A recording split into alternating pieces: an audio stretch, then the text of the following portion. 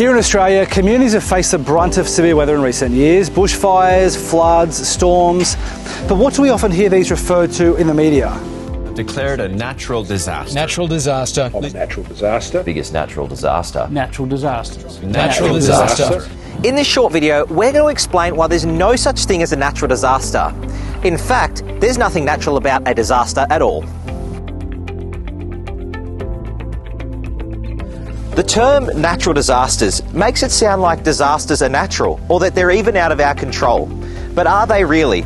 Let's take a look at the definition of disasters. Disasters are a sudden, calamitous event that seriously disrupts the function of a community or society and causes human, material, and economic or environmental losses that exceed the community's or society's ability to cope using its own resources. If a hazard such as a flood or a tornado impacted an area that was really sparsely populated, would we call that a disaster? Now, what about if we have that same hazard impacting a more populated area, say a major city? Would that be a disaster? A disaster is the result of the actions we take and the decisions we make as a community and as a society. There are three components that make a disaster: a hazard, a vulnerability, and exposure. It is when these three things come together that a disaster ensues. Let's use an example to dive a little bit deeper into this.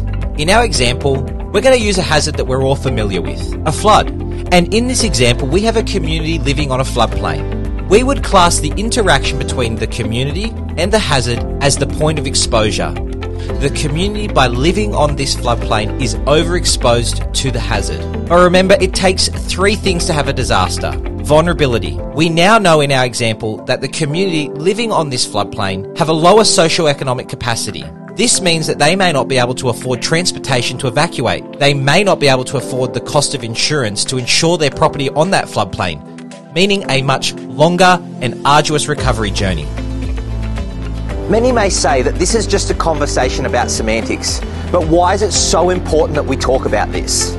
If we call it a natural disaster, it assumes that the disaster will occur regardless of human intervention, when in fact it's the decisions we've made in the past and those we'll make in the future that determine our exposure to hazards and the risk of disaster occurring.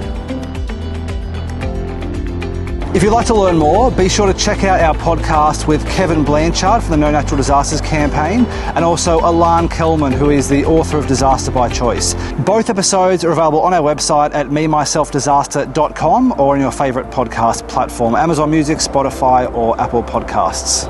So there you have it. There's no such thing as a natural disaster. But hey, tell us what you think in the comments below. And as always, hit that subscribe button, hit that bell to stay up to date with all of our content from me, myself and Disaster.